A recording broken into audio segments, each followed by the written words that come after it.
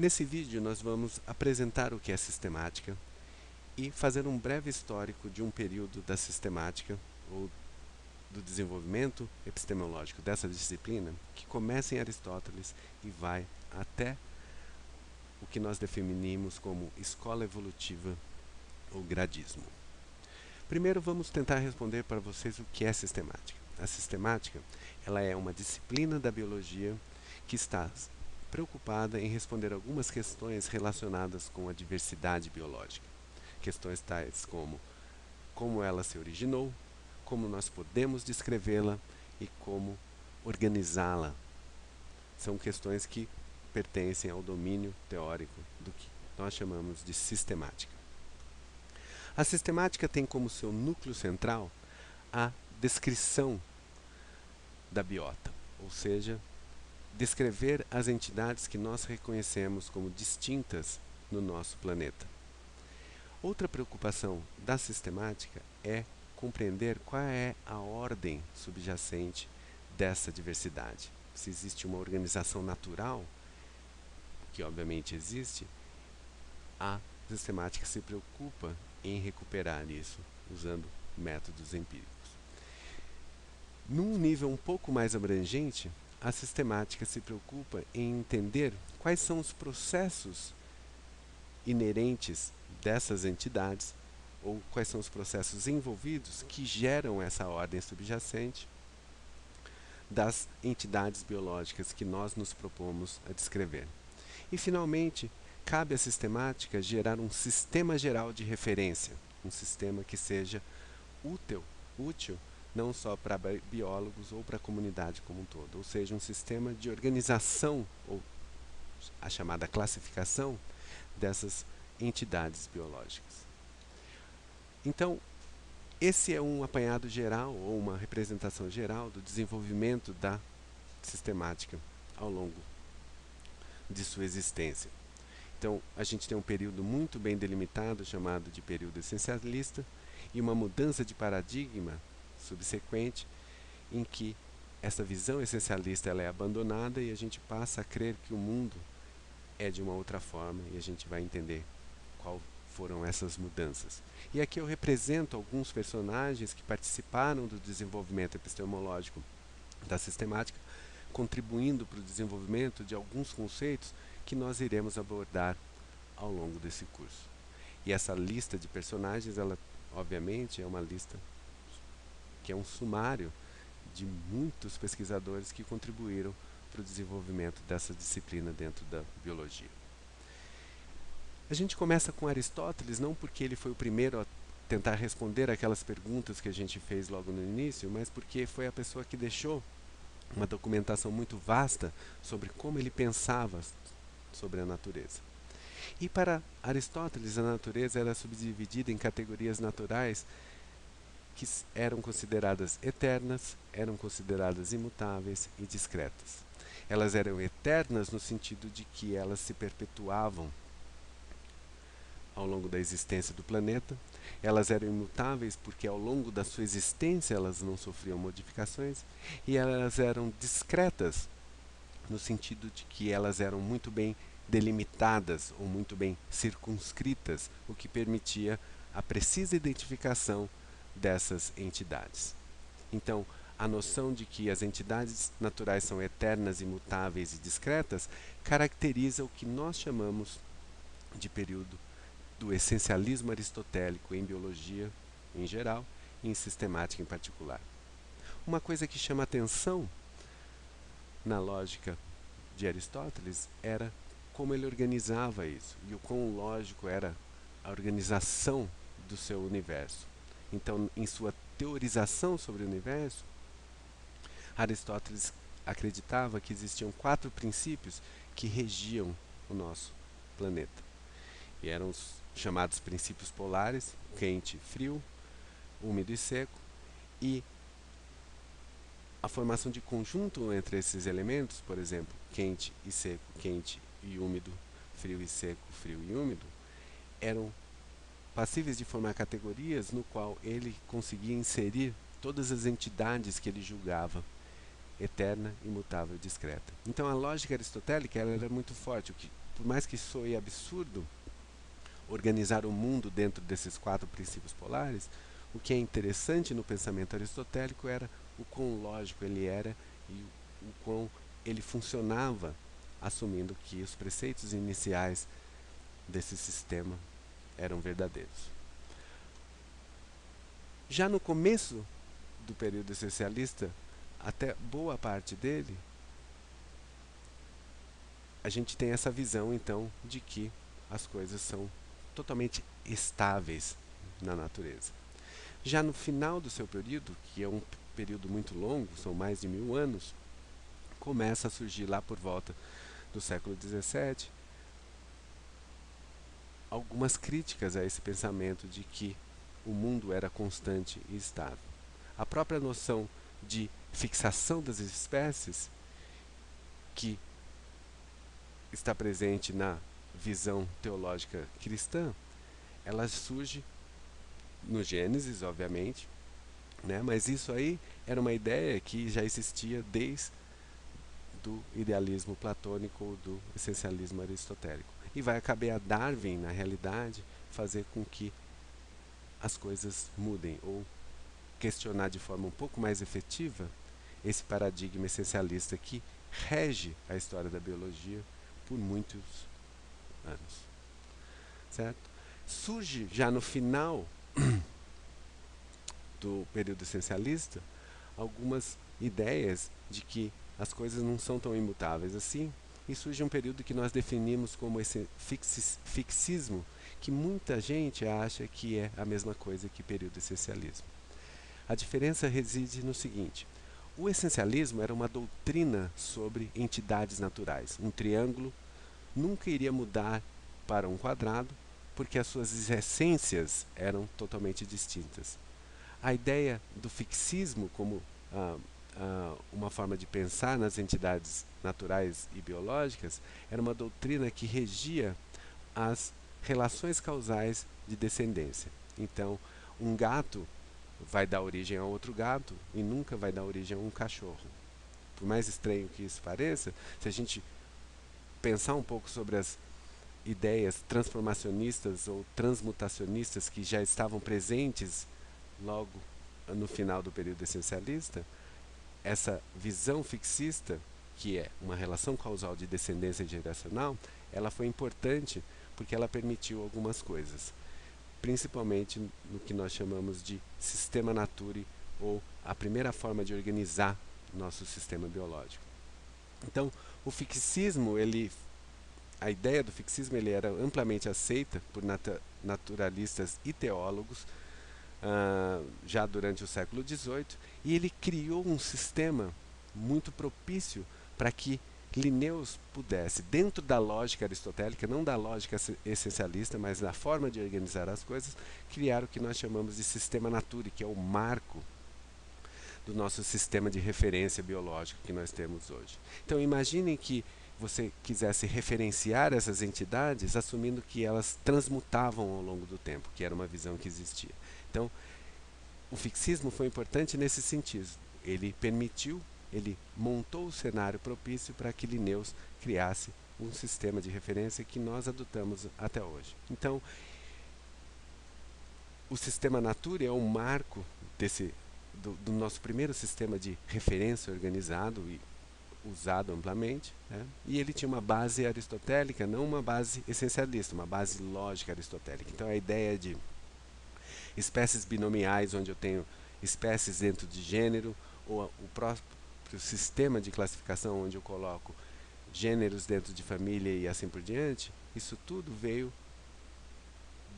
da forma com que Aristóteles organizava as coisas. Só que Aristóteles e Linnaeus tinham visões completamente diferentes. Aristóteles estava interessado em encontrar uma ordem entre as entidades que povoavam o mundo, né?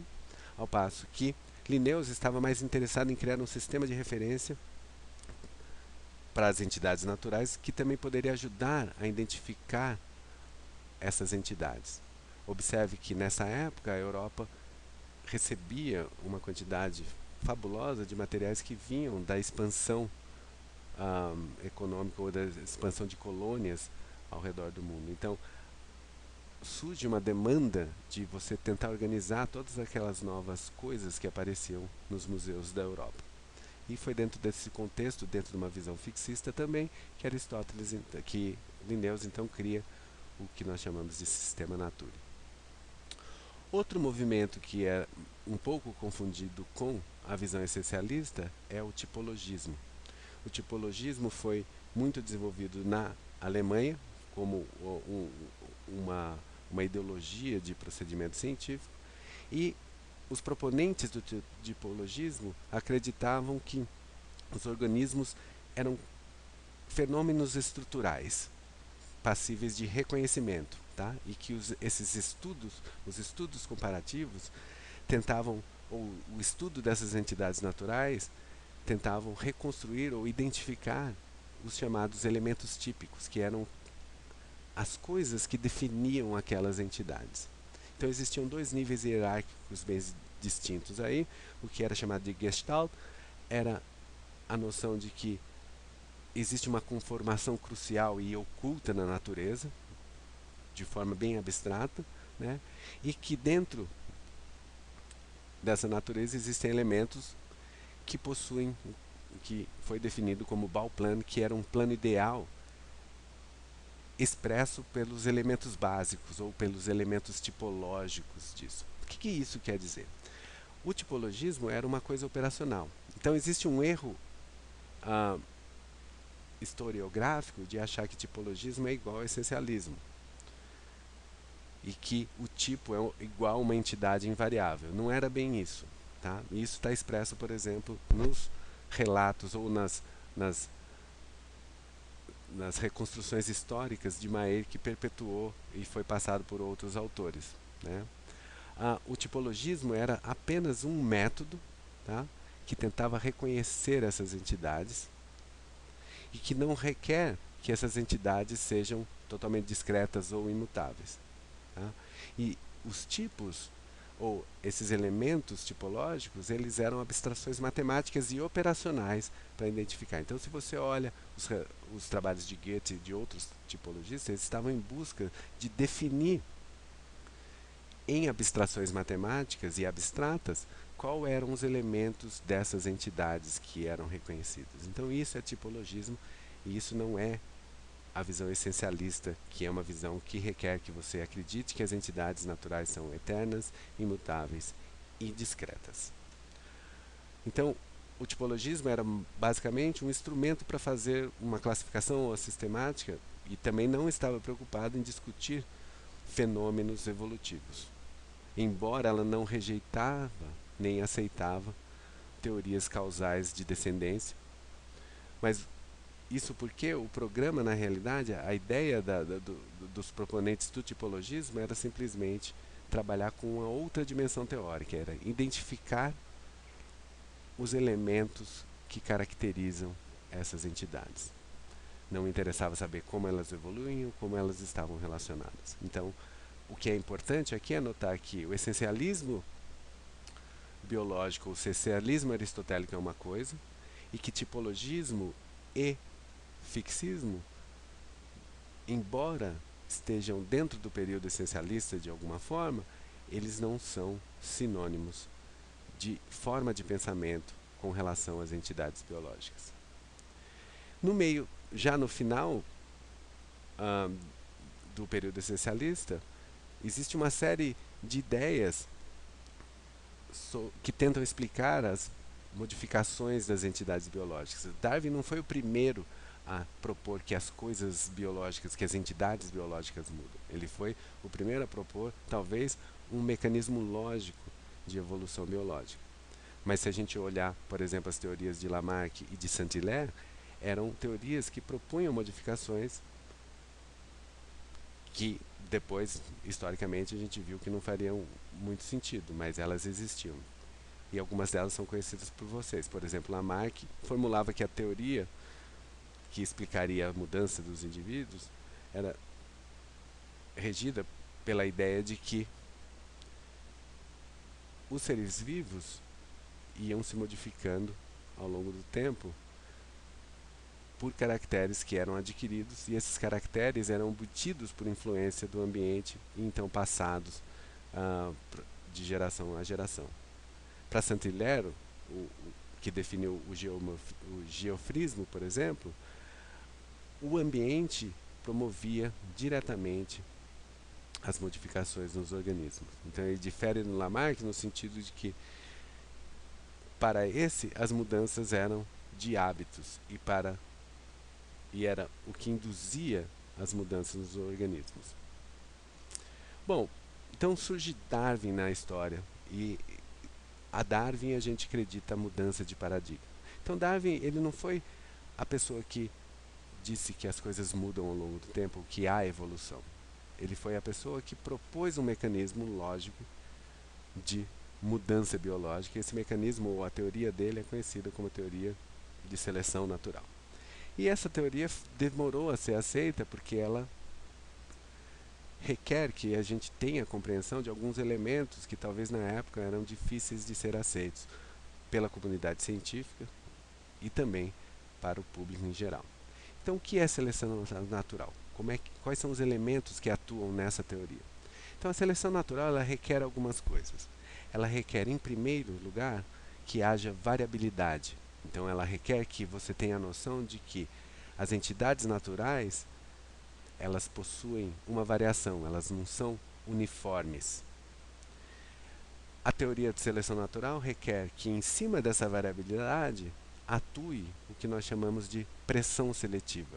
Ou seja, existe uma demanda ambiental ou ecológica que vai favorecer algumas regiões da distribuição dessa variabilidade. Então, se você pensar em variabilidade como se fosse uma curva de Gauss, por exemplo, existe alguma região ali que essa pressão seletiva vai favorecer.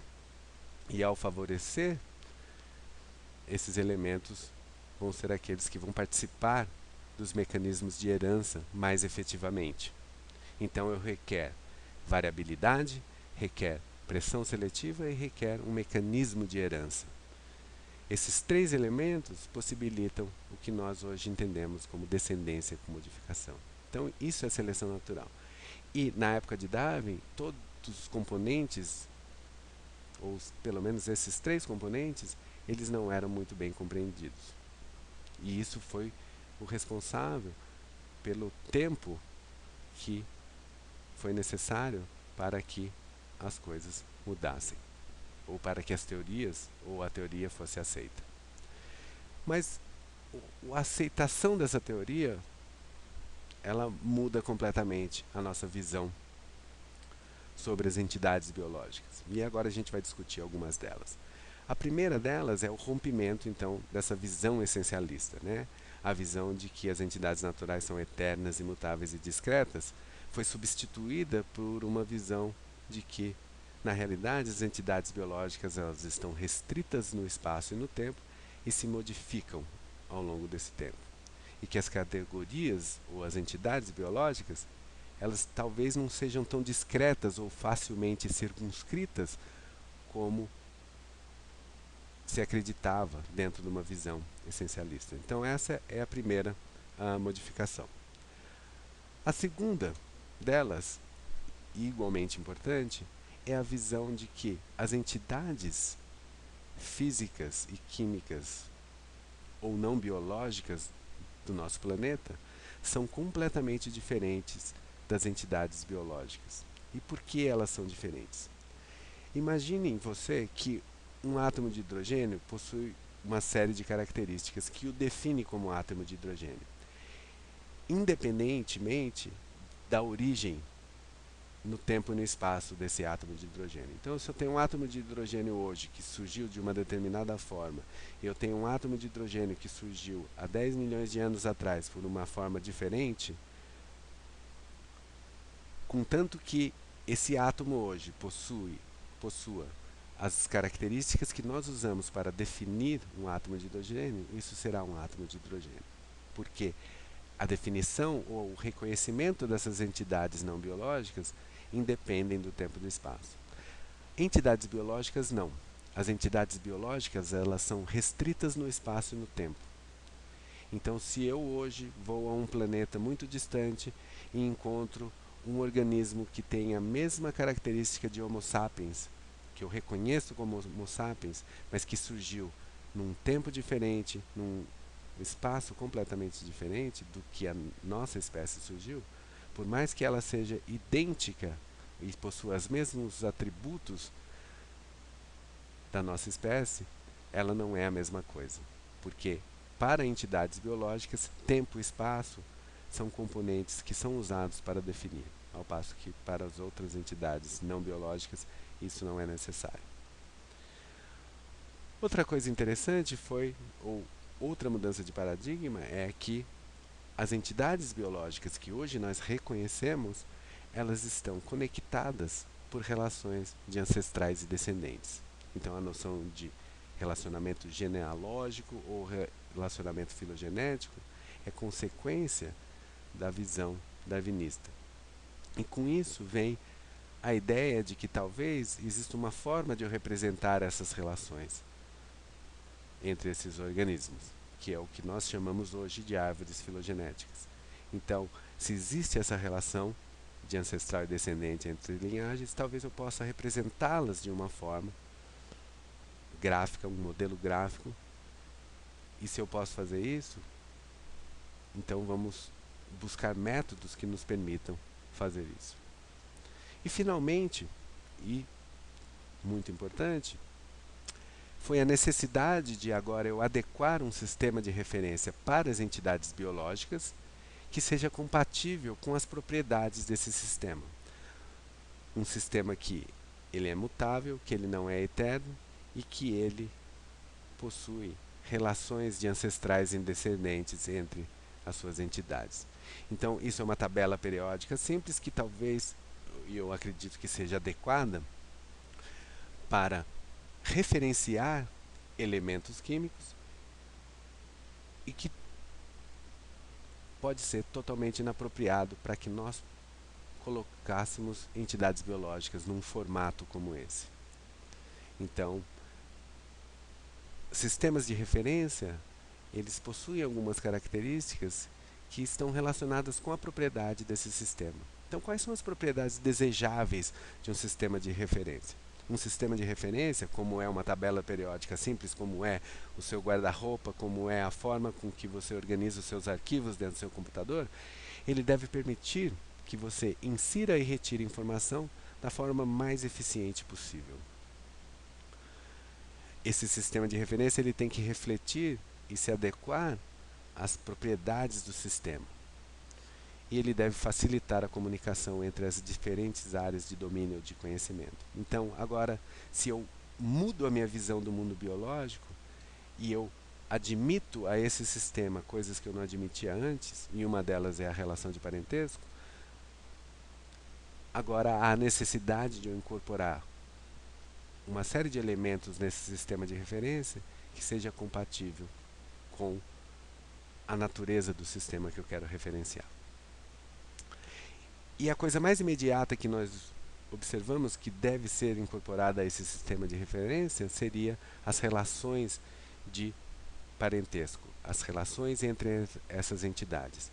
E a pergunta que deve surgir imediatamente é: por que demorou tanto tempo para que nós começássemos a pensar num sistema de referência que incorporasse essas relações de parentesco? E a razão reside num fato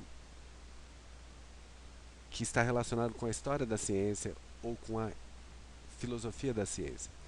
Quando Darwin propõe a teoria de evolução por seleção natural e propõe a ideia de que as entidades biológicas estão relacionadas por relação de parentesco, a ciência passava por uma fase em que só acreditava-se que era ciência as coisas que eram passíveis de fatos de observação, de fatos observáveis, que rege um período que nós chamamos de positivismo lógico ou empiricismo em ciência. Então, naquela época, a ciência era tida como ciência somente quando eu pudesse observar fatos. E a passagem que eu coloco aqui para vocês é uma cotação de Huxley, que na realidade foi um defensor de Darwin, ele mesmo acreditava que o conceito de filogenia, o conceito de relações filogenéticas, ela era muito especulativa para a época. Mesmo porque, na época, não existia métodos que nos permitisse fazer inferências de relações de parentesco. Então, essa visão e esse caráter especulativo que se pensava com relação às relações de parentesco ou às filogenias foi o que impediu que esse componente central fosse incorporado aos sistemas de referência. Isso começa a mudar num período que nós definimos em sistemática como a nova síntese. Observe que muitos dos conceitos necessários para que nós pudéssemos entender a teoria de seleção natural não estavam disponíveis quando Darwin propôs essa teoria. Por exemplo, herança era uma coisa que não era compreendida muito bem. A própria noção de variabilidade populacional não era compreendida. A noção de como mudanças graduais podem, a longo prazo, resultar em mudanças que nós observamos hoje, também não era reconhecida pela comunidade científica. Então isso representa todo o período de resistência das ideias darwinistas. Então, o que foi o período da nova síntese? O período da nova síntese demarca o resgate da ideia darwinista em decorrência do fato de que, no período que transcorre os 100 anos desde a origem da publicação de Darwin, uma série de disciplinas começaram a desenvolver os seus programas de pesquisa sem comunicar uns com os outros. Então a genética seguiu um caminho, a matemática seguiu um caminho, a paleontologia seguiu um caminho, a embriologia seguiu um caminho. E, embora esses vários pesquisadores em suas áreas de pesquisa trabalhavam com a mesma preocupação, que era entender a evolução, cada um trabalhava isoladamente. Então o período da chamada nova síntese foi o resgate do desenvolvimento dessas várias disciplinas dentro de uma coisa que nós chamamos de biologia evolutiva. E marco desse período foi a publicação de Genetics and the Origin of Species, por Dobzhansky, que inclusive esteve no nosso instituto, trabalhando com pesquisadores do Departamento de Biologia. Então, a nova síntese é o resgate das ideias darwinistas com os desenvolvimentos que ocorreram nas décadas de 20, 30, 40 e 50. Isso, após a nova síntese, então, ou concomitantemente, surge o que nós definimos como a primeira escola em sistemática moderna, que é a escola da sistemática evolutiva. E notem que a ideia agora é tentar incorporar o que se sabe sobre as entidades biológicas. Então a gente aceitou as ideias de Darwin, então processos adaptativos são coisas importantes, evolução é importante, relações de parentesco é importante, e como é que a gente vai agora equacionar tudo que nós consideramos importantes dentro do sistema de referência. E o Mayr, em 1942, já dá uma ideia. Ele propõe que nenhum sistema de nomenclatura ou de sistemática hierárquica de categorias vai ser capaz de representar adequadamente o conjunto de inter-relações e diferenciações entre linhagens que nós observamos na natureza. Então, a ideia aqui é que, embora nós tenhamos que adequar o nosso sistema de referência dentro desses novos preceitos, talvez nós sejamos incapazes e a gente vai ter que dar preferência a uma coisa e outra. E vocês verão que a sistemática evolutiva, ela não abandona as relações filogenéticas, mas ela também dá ênfase em outras coisas em detrimento do não abandono, mas em detrimento do bom, filogenia é importante, mas não é a única coisa. Então vamos ver quais são os conceitos fundamentais da escola evolutiva, quais são os termos que eles definiram e como que eles incorporaram isso dentro do sistema de referência deles. Bom, o primeiro termo que surge aí é a noção de grupos monofiléticos, que a gente vai ver que esse conceito de grupos monofiléticos ele é importante no sentido de que é o único pré-requisito, segundo eles, relacionados às filogenias, que deve ser incorporado em sistemas de referência. Embora a definição de grupos monofiléticos dele seja um pouco confusa. Tá? Então, as classificações não podem e não devem só expressar filogenias, mas devem ser consistentes com o que eles chamam de grupo monofilético. E vocês vão ver que o grupo monofilético deles não é tão consistente assim. Tá? Outra coisa que é importante, que deve ser incorporado nesse sistema de referência, são os processos adaptativos. Então, Mair enfatiza que a adaptação também é parte do processo evolutivo. O que é adaptação? Adaptação é o resultado de seleção natural. Por que isso é importante? Isso é importante porque a gente acabou de passar do período da nova síntese, onde a gente revive e fortalece as ideias de Darwin, que é a teoria por seleção natural. Então, processos adaptativos, que são os resultados da seleção natural, eles devem também ser incorporados nesses sistemas de referência. E como que a gente vai fazer isso? A gente vai fazer isso usando dois conceitos. O primeiro deles é o conceito de zonas adaptativas e o segundo dele são os graus evolutivos ou grados. Vamos ver esses três conceitos. O monofiletismo segundo as ideias dos proponentes dessa escola evolutiva, que foi Mair e Simpson e Dobzhansky, zonas adaptativas e graus. Então, aqui a gente está representando alguns esquemas que saíram, inclusive, das publicações desses autores. Vamos tentar examinar qual era o conceito de grupos monofiléticos. Grupos monofiléticos, segundo esses autores, era todo grupo que possuía um ancestral comum. Então, vamos pensar nisso aqui. Eu vou riscar aqui, ó. Imagine um grupo formado por essa linhagem e essa linhagem. Esse grupo forma um grupo monofilético? Sim, porque os membros desse grupo compartilham esse ancestral comum aqui. Muito bem. Esse grupo aqui, ó, formado por essa linhagem aqui, que eu vou botar um triângulo em, e essa linhagem aqui, forma um grupo monofilético? Sim, porque eles compartilham o mesmo ancestral comum. E esse grupo aqui, que eu vou fazer um círculo aqui, e um círculo aqui, e um círculo aqui, forma um grupo monofilético? Sim, porque eles compartilham o mesmo ancestral comum. Se vocês formarem qualquer grupo com essas linhagens, eles se encaixam na noção de grupo monofilético. Então, a noção de grupo monofilético, segundo esses proponentes, ela dá espaço para formar qualquer grupo. Então, não era uma boa definição. A gente vai ver que essa definição muda em pouco tempo, acrescentando uma única palavra, exclusivo. Mas a gente vai ver isso aí mais adiante. Vamos entender agora o que era o conceito de grados. O conceito de grados refletia o que nós chamamos de mudanças evolutivas ou graus de evolução. Então, aqui a gente tem um gráfico nesse vetor aqui, ó. Isso aqui está representando o quão evoluído essas linhagens aqui são no grado 2 em comparação com o grado 1.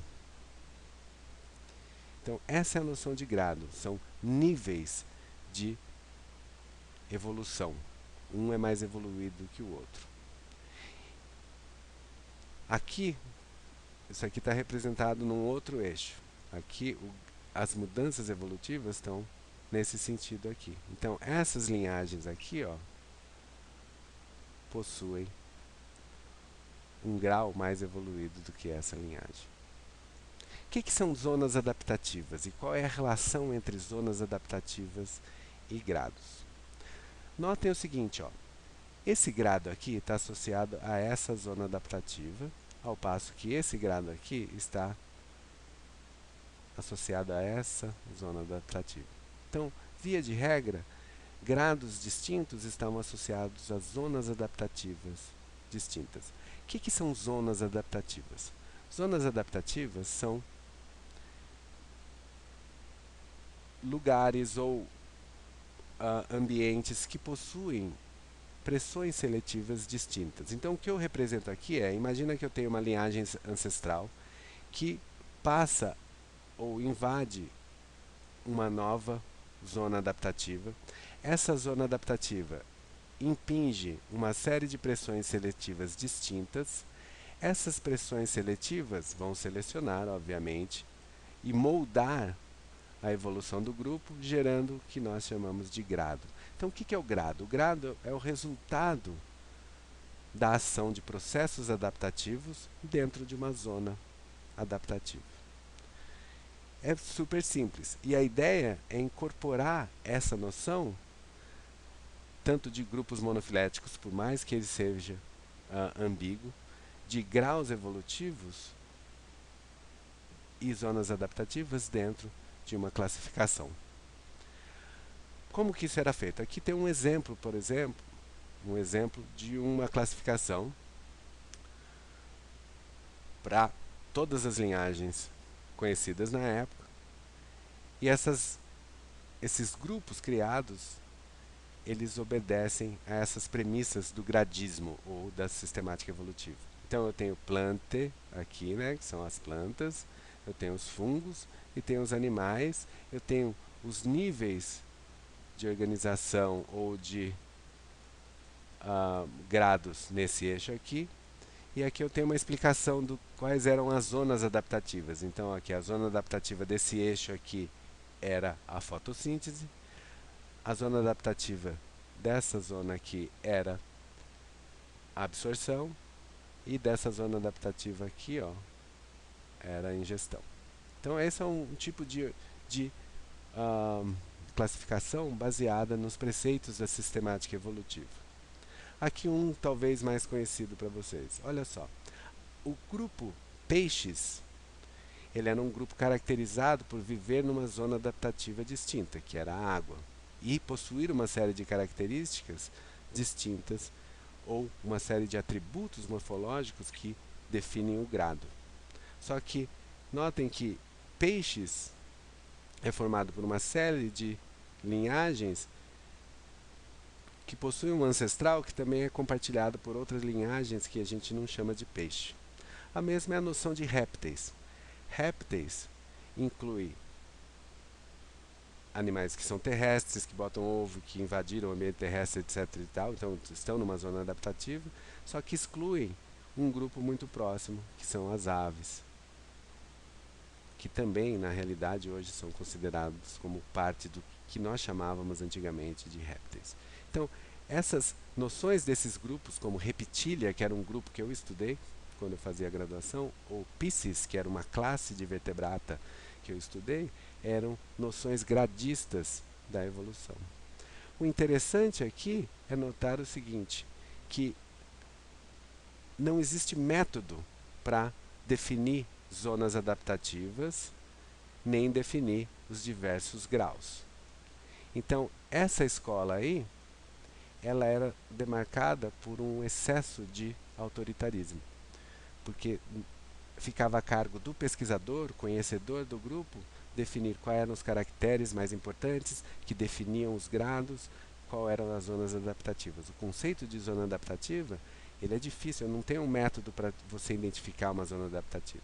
Então eu posso dizer que o ambiente aéreo é uma zona adaptativa, eu posso dizer que a floresta é uma zona adaptativa, só que dentro da floresta podem ter outras zonas adaptativas. Isso ficava a cargo do pesquisador, no que nós chamamos de narrativa histórica, dizer por que ele acredita que determinado caractere é interessante para criar um grupo chamado Piscis ou répteis, etc.